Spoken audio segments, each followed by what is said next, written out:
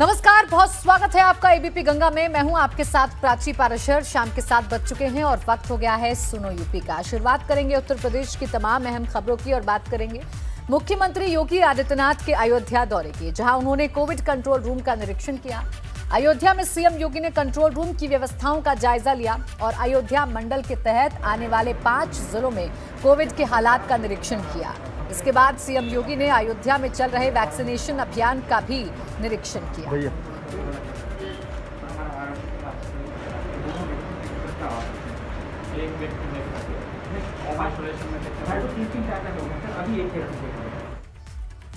CM योगी ने अयोध्या में अपने संबोधन में कहा कि कोरोना के खिलाफ यूपी सरकार की रणनीति काम कर रही है और पूरे प्रदेश में लगातार कोरोना के एक्टिव मामलों में कमी आती जा रही है। सीएम योगी ने कहा कि यूपी में 300 ऑक्सीजन प्लांट लगाने का काम जारी है। क्या कहा, सुनिए। उत्तर प्रदेश देश के अंदर सबसे बड़ा राज्य होने के कारण उत्तर प्रदेश की इस पूरे अभियान में बड़ी जिम्मेदारी भी है। आदरणीय प्रधानमंत्री जी का मार्गदर्शन, भारत सरकार का सहयोग, प्रदेश सरकार अपने हेल्थ वर्कर्स, चिकित्सा विशेषज्ञ, कोरोना वॉरियर्स, अपने प्रशासनिक टीम, जनप्रतिनिधियों, इन सबके सहयोग से फर्स्ट वेव में उत्तर प्रदेश ने बेहतरीन प्रबंधन करके देश के सामने भी और दुनिया के सामने भी एक उदाहरण प्रस्तुत किया था। सेकेंड वेव ने अचानक पूरे देश और प्रदेश के सामने भी एक चुनौती प्रस्तुत की। वर्तमान में हम इस सेकेंड वेव को फेस कर रहे हैं। स्थिति वर्तमान में नियंत्रण में है। पिछले 10 दिनों के अंदर उत्तर प्रदेश के अंदर कोरोना के एक्टिव केस 85,000 कम हुए हैं।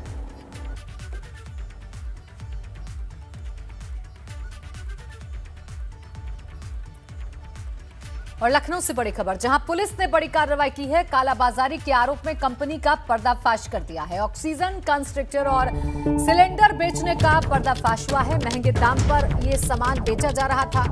18 ऑक्सीजन कंस्ट्रक्टर, 3 ऑक्सीजन सिलेंडर जब्त किए गए हैं। तो लखनऊ में कालाबाजारी पर कार्रवाई की गई है। ऑक्सीजन कंस्ट्रक्टर और सिलेंडर बेचने का पर्दाफाश हुआ है। महंगे दाम पर यह जरूरी सामान बेचा जा रहा था। जानकारी पुलिस को हासिल हुई। पुलिस ने छापा मारा और उस कंपनी का पर्दाफाश कर दिया है जो कि कालाबाजारी कर रही थी। देखिए, लगातार उत्तर प्रदेश में पुलिस की निगाहें उन तमाम लोगों पर बनी हुई हैं जो संकट की इस घड़ी में लगातार फायदा उठाने की कोशिश कर रहे हैं और आपदा को अवसर में तब्दील करने की कोशिश कर रहे हैं। जो रेमडेसिविर की कालाबाजारी कर रहे हैं, जो ऑक्सीजन सिलेंडर की कालाबाजारी कर रहे हैं, जो जरूरी दवाओं की कालाबाजारी कर रहे हैं, उन तमाम लोगों पर पुलिस की नजर बनी हुई है और लगातार पुलिस ऐसे लोगों पर कार्रवाई भी कर रही है। यूपी में सख्ती के साथ ऐसे लोगों से निपटा जा रहा है और साफ तौर पर सरकार की तरफ से आदेश है कि अगर ऐसा कोई पकड़ा जाता है जो जरूरी दवाओं, जरूरी सामान का ऐसे संकट के वक्त में कालाबाजारी कर रहा है, मुनाफाखोरी करने की कोशिश कर रहा है, ऐसे लोगों पर एनएसए और गैंगस्टर के तहत कार्रवाई की जाए। लंबे वक्त के बाद भले ही देश भर में कोरोना के मामलों में कुछ कमी देखने को मिल रही है, लेकिन अब कोरोना के संक्रमण ने ग्रामीण इलाकों में भी अपना प्रकोप दिखाना शुरू कर दिया है। इसी से जुड़ी खबर गाजीपुर से आई है, जहां एक महिला ग्राम प्रधान ने डीएम को अपने गांव में कोरोना से मरने वाले 16 लोगों के नामों की लिस्ट भेजी है, जो अब सोशल मीडिया पर वायरल हो रही है। ग्राम प्रधान ने डीएम से गांव में कोरोना की रोकथाम और सबके इलाज की मांग की है। वहीं इस चिट्ठी के सामने आने के बाद डीएम का कहना है कि प्रधान को इस गंभीर बात को पहले ही बताना चाहिए था। हालांकि डीएम ने अब पूरे गांव की कोरोना जांच करवाने और स्वास्थ्य सुविधा मुहैया करवाने का भरोसा दिया है। तरह का सूचना मिलने पर मैं अब गांव में टीम जा रही है, वहां पर जांच कर रही है अगर किसी प्रकार का लक्षण युक्त मिलते हैं तो जांच करने के बाद उनको दवा दी जा रही है और हमको इसको अधिक से अधिक फैलाव को रोकना चाह रहे हैं। किसी प्रकार के जान हानि से न पहुंचे, इसको अधिक से अधिक हम लोग जाकर के प्रयासरत हैं। तो देखिए, ग्रामीण इलाकों में कोरोना किस तरह से आतंक मचा रहा है और ग्रामीण इलाकों की असल स्थिति क्या है, वो आप गाजीपुर के गांव से आई इस खबर से समझ सकते हैं। ग्राम प्रधान ने डीएम को एक लिस्ट सौंपी है जिसमें 16 लोगों के नाम शामिल हैं, 16 मृतक के नाम शामिल हैं। हालांकि डीएम का ये कहना है कि पहले इस स्थिति से अवगत क्यों नहीं कराया प्रधान ने। अब जाकर उस पूरे गांव की जांच की व्यवस्था की बात की जा रही है कि पूरे गांव में लोगों की जांच कराई जाएगी और जो ज़रूरी चीज़ें हैं वो गांव वालों को मुहैया कराई जा रही थी। तो देखिए, लगातार पंचायत चुनाव के बाद से ही ये सवाल जो सबके जहन में है कि ग्रामीण इलाकों में कोरोना जिस कदर फैल रहा है, ग्रामीण इलाकों में जो हालात हैं आखिर वो कैसे सुधरेंगे, वहाँ पर जाँच कैसी हो रही है, वहाँ पर जाँच हो भी रही है या नहीं हो रही है, ये तमाम ऐसे सवाल हैं जो खड़े हो रहे हैं। अनिल मेरे सहयोगी जुड़ गए हैं ज्यादा जानकारी के साथ। अनिल, क्या कुछ जानकारी मिल रही है उस गांव के बारे में और फिलहाल कुछ कदम उठते हुए नजर आ रहे हैं ताकि इस कोरोना संक्रमण को रोका जाए? जी, बता दें कि जब पंचायत चुनाव खत्म हुआ तो एक अंदेशा जताया गया था कि पंचायत चुनाव खत्म होने के बाद ग्रामीण इलाकों में अचानक से जो है कोविड पॉजिटिव मरीजों की संख्या और उनकी मौतों की संख्या बढ़ेगा और ये अंदेशा आज तक उस वक्त साबित हुआ। वैसे तो हम लोगों ने कई ग्राम प्रधानों से बात किया तो कुछ सबसे बड़ी चीज़ है कि अभी ग्राम प्रधान नवनिर्वाचित हैं और वो अभी तक शपथ नहीं लिए हैं, तो कुछ इस डर से नहीं बता पा रहे थे। लेकिन इस ग्राम सौरम के जो प्रधान है, इन्होंने ये इसके पूर्व भी प्रधान है और दोबारा इस बार जीत हासिल किया है और इन्होंने हिम्मत दिखलाते हुए यह पत्र जो लिखा है और सोशल मीडिया के व्हाट्सएप के माध्यम से जिलाधिकारी के पास भेजा है और तब जाकर मामला जानकारी में जिलाधिकारी ने भी इस मामले को तत्काल संज्ञान में लिया है और संज्ञान में लेते हुए तत्काल वहाँ पर तहसीलदार की अध्यक्षता में एक पूरी टीम, मेडिकल की टीम भेजी है और आज पूरे दिन जो है वहाँ एक टीम लगाकर जो वहाँ गांव के लोगों की जांच कराई गई है। जांच कराने के बाद जो लोग भी लक्षण पाए गए हैं या पॉजिटिव पाए गए हैं उन्हें जो मेडिकल किट भी उपलब्ध कराई गई है। शुक्रिया आपका तमाम जानकारी के लिए अनिल। तो प्रधान ने जब लिस्ट भेजी उसके बाद अब प्रशासन में हड़कंप है और तमाम कोशिशें की जा रही हैं कि लोगों को राहत पहुंचाई जाए। यूपी में कोरोना के ताजा आंकड़े सामने आए हैं। यूपी में 24 घंटे के भीतर कोरोना के 21,331 नए केस सामने आए हैं, जबकि 29,709 मरीज डिस्चार्ज हुए हैं। प्रदेश में 24 घंटे में 278 लोगों की कोविड की वजह से मौत हुई है। प्रदेश में कोरोना के कुल एक्टिव मरीजों की संख्या 2,25,271 जा पहुंची है। लखनऊ में 24 घंटे में 1,274 नए केस सामने आए हैं, जबकि 2,915 मरीज अस्पताल से डिस्चार्ज हुए। लखनऊ में 24 घंटे में 26 कोरोना पॉजिटिव मरीजों की मौत हुई है। लखनऊ में कुल एक्टिव केस की संख्या 21,941 पहुंच चुकी है। घंटों में संक्रमण के 21,331 नए प्रकरण सामने आए हैं। इसी अवधि में उपचारित होने वाले लोगों की संख्या 29,709 है। प्रदेश में एक्टिव इन्फेक्शन के केसेस की संख्या घटकर के 2,25,271 हो गई है। संक्रमण के प्रारंभ से अब तक 12,83,754 लोग संक्रमण मुक्त हो चुके हैं। यूपी में पोस्ट कोविड सेंटर बनाने जा रहे हैं। दरअसल कोविड से जंग जीतने के बाद भी काफी समस्याएं आ रही हैं, जिसे देखते हुए ये फैसला लिया गया है। इसी पर डीजी हेल्थ डीएस नेगी से बात की हमारे संवाददाता ने। प्रदेश में कोरोना के आंकड़े तेजी से कम होते नजर आ रहे हैं, लेकिन एक और समस्या जो इस समय सामने है वो है कोविड से जंग जीतने वालों के सामने तमाम तरह की दिक्कतों का आना। इसे लेकर अब प्रदेश सरकार की तरफ से, स्वास्थ्य विभाग की तरफ से पोस्ट कोविड केयर सेंटर की शुरुआत की जाएगी। हमारे साथ में इस समय यूपी के DG health doctor DS Negi ji मौजूद हैं। हम सीधे उनसे बात करेंगे।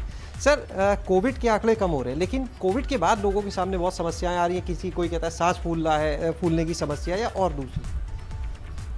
कोविड के बाद में क्योंकि कई ऐसे लोग होते हैं जिनका लंग इन्वॉल्वमेंट हो जाता है और या उनको और सारी दिक्कतें हो जाती हैं, तो इसलिए ये देखा गया कि हम लोगों ने कि जो नॉन कोविड चिकित्सालय हैं वहाँ पर हम एक पोस्ट कोविड केयर सेंटर स्थापित करें, तो उसको तत्काल उसको शुरू करने के लिए हम लोगों ने बोला है। तो उसमें जो है, क्योंकि ख़ास तौर से अगर हम देखें तो उनको सांस की दिक्कतें होती हैं और दिक्कत है, तो इसके लिए पोस्ट कोविड सेंटर में हम लोगों ने बनाया है। ये हर ज़िले में एक होगा या एक से ज़्यादा भी बनाने की? नहीं, ये हमने हर नॉन कोविड चिकित्सालय जो हैं तो उस पर बनाने के लिए बोला है। तो लेकिन जैसे बड़े ज़िलों में एक से ज़्यादा भी हो सकता है और छोटे जनपदों में एक ही हो सकता है, क्योंकि जिला अस्पताल नॉन कोविड हॉस्पिटल वहाँ पे एक ही बसता है। सर, इसकी शुरुआत कब से हो जाएगी प्रदेश? देखिए, इसके आदेश हम लोगों ने जारी कर दिए हैं, सैटरडे को जारी कर दिए हैं। शुक्रिया बात करने के लिए। तो आदेश जारी कर दिए गए हैं और कोशिश ये है कि 11 मई से प्रदेश भर में सभी जगह जो नॉन कोविड हॉस्पिटल हैं वहां पर पोस्ट कोविड केयर सेंटर्स की शुरुआत कर दी जाए। कैमरा सहयोगी राजू के साथ शैलेश अरोरा, एबीपी गंगा, लखनऊ। एक तरफ पूरा प्रदेश और देश कोरोना के खिलाफ लड़ाई लड़ रहा है, तो दूसरी तरफ महामारी के इस दौर में भी महामारी के नाम पर अंधविश्वास फैलाने का काम जारी है। ऐसी ही एक तस्वीर आजमगढ़ से सामने आई है, जहां कपसा मड़ैया गांव में कुछ महिलाओं ने कोरोना के नाम पर ये कहते हुए पूजा पाठ और हलवा पूरी चढ़ाना शुरू कर दिया कि संकट का ये दौर दरअसल देवी के नाराज होने की वजह से सामने आया है। इस दौरान कई महिलाएं सोशल डिस्टेंसिंग की धज्जियां उड़ाते हुए बिना मास्क के पूजा पाठ करती हुई पाई गई।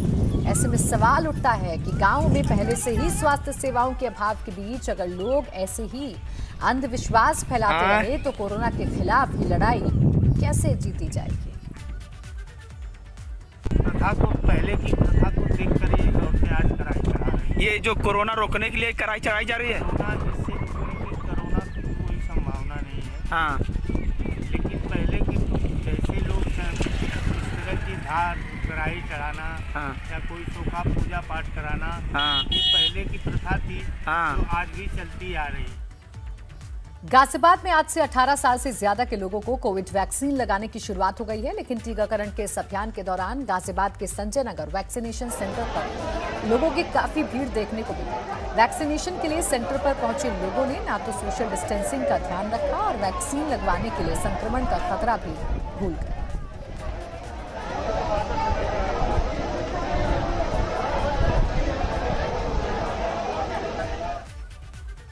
और अब खबर उन्नाव से, जहां लॉकडाउन का पालन कराने के लिए पुलिस और स्वाट टीम सड़कों पर उतरी, जहां वाहनों की सघन तलाशी अभियान चलाया गया और जो लोग घर से बेवजह निकले थे उनको सख्त हिदायत देने के साथ ही ई चालान काटे गए। इस दौरान पुलिसकर्मियों और वाहन चालकों की झड़प भी हो गई। तो 17 तारीख तक के लिए बढ़ा दिया गया है और इसमें जो भी लोग जिनको छूट प्राप्त है लॉकडाउन से, जैसे इसेंशियल सर्विसेज के लिए हैं, किसी फैक्ट्री में काम करने जा रहे हैं, दवा खरीदने जा रहे हैं, अस्पताल इलाज के लिए जा रहे हैं, आवश्यक वस्तुओं को खरीदारी के लिए, इनके अलावा सभी को आवागमन पर पूरी तरीके से रोक लगी है। हम किसी भी व्यक्ति को जो कि जानबूझ करके कोरोना के गाइडलाइन का या इस लॉकडाउन कर्फ्यू का उल्लंघन कर रहा है, उसका हम चालान काट रहे हैं।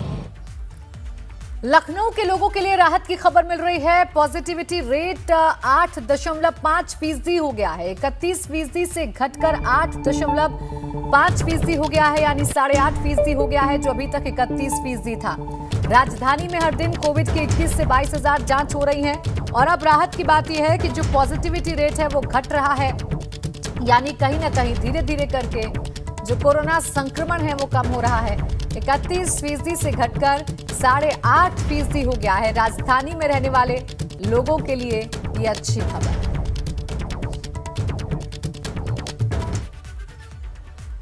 और अब वाराणसी से खबर है, जहां डीआरडीओ अस्पताल की शुरुआत हो गई है। कोरोना के बढ़ते मामलों को देखते हुए यह अस्पताल बनाया गया है, जिसमें कोविड के गंभीर मरीजों को रखा जाएगा। इस अस्पताल में 500 बेड ऑक्सीजन के हैं और 250 बेड आईसीयू के हैं। इसकी शुरुआत में वाराणसी में अब बेड की कमी झेल रहे मरीजों को राहत मिलेगी।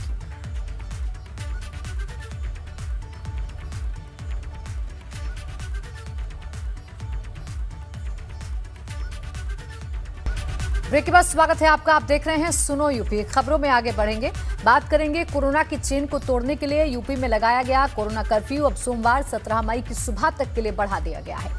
संगम नगरी प्रयागराज की बात करें तो यहाँ कोरोना कर्फ्यू का मिला जुला असर देखने को मिल रहा है। शहर के पौष इलाकों में सड़कों पर सन्नाटा पसरा हुआ है और लोग खुद को घरों में कैद किए हुए हैं। लेकिन पुराने शहर में आम दिनों जैसी ही चहल पहल है। सड़कों पर लोगों की आवाजाही बनी हुई है। ऑटो, रिक्शा और ट्रॉलियां बेधड़क चल रही हैं। ऐसा लगता ही नहीं कि लोगों में कोरोना का कोई खौफ भी है। अभी हमने सभी मेन सड़क जितनी भी हैं उन पर बैरियर्स लगाए हैं जिग-जैग फॉर्म में, और रेस्ट्रिक्टेड पैसेज दे रहे हैं कि वहाँ से संकुचित रास्ते से ही होकर लोग निकलें।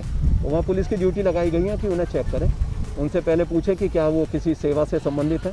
अगर हैं तो वो अपना आई कार्ड दिखाएंगे। अगर कोई व्यक्ति इमरजेंसी में जा रहा है, उसने पास बनवाया हुआ है, ई पास जो जारी हो रहे हैं, तो वो ई पास दिखाएगा। कुछ लोग ऐसे हैं जो वैक्सीनेशन के लिए जा रहे हैं, तो वो अपना मैसेज दिखाएंगे।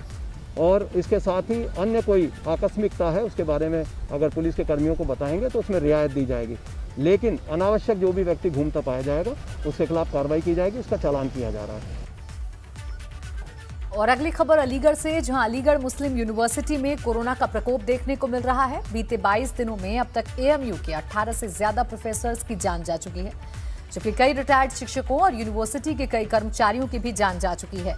बताया जा रहा है कि कोरोना की वजह से ही ये ज्यादातर जाने गई हैं, जबकि कई शिक्षक और कर्मचारी अभी भी कोरोना की चपेट में हैं, जिसे लेकर अब एएमयू प्रशासन परेशान है। वहीं एएमयू से जुड़े लोगों की मौत को मेडिकल कॉलेज और यूनिवर्सिटी प्रशासन की लापरवाही बताते हुए अब इस मामले की सीबीआई जांच की मांग उठने लगी है। इस बारे में हालांकि एग्जैक्ट नंबर तो मेडिकल कॉलेज के लोग नहीं बता पाएंगे, लेकिन समाचार पत्रों से और जो वो ग्रुप है उससे पता चलता रहता है कि मेडिकल कॉलेज में काफ़ी डेथ्स वहाँ के प्रोफेसर्स की, वहाँ के कर्मचारियों की हो रही है। सर, क्या कारण लगता है इतनी सारी डेथ होने का?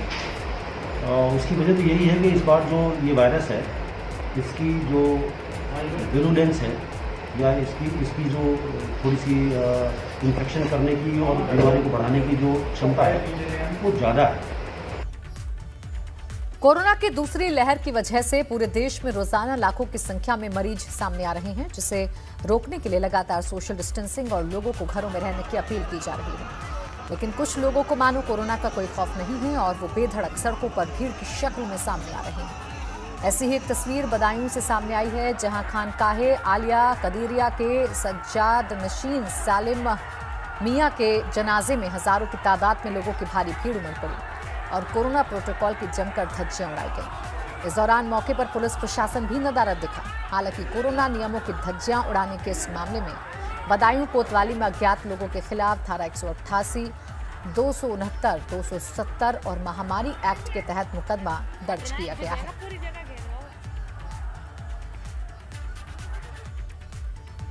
अलीगढ़ के ग्राम प्रधान पद पर जीत की खुशी में जुलूस निकाला गया। इस दौरान ग्रामीण कोरोना का खौफ तक भूल गए।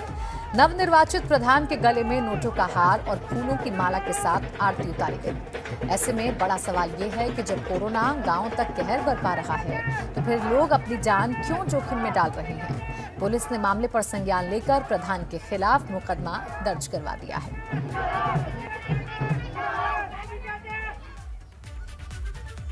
और इसी के साथ सुनो यूपी में बस इतना ही। आप बने रहिए एबीपी गंगा के साथ।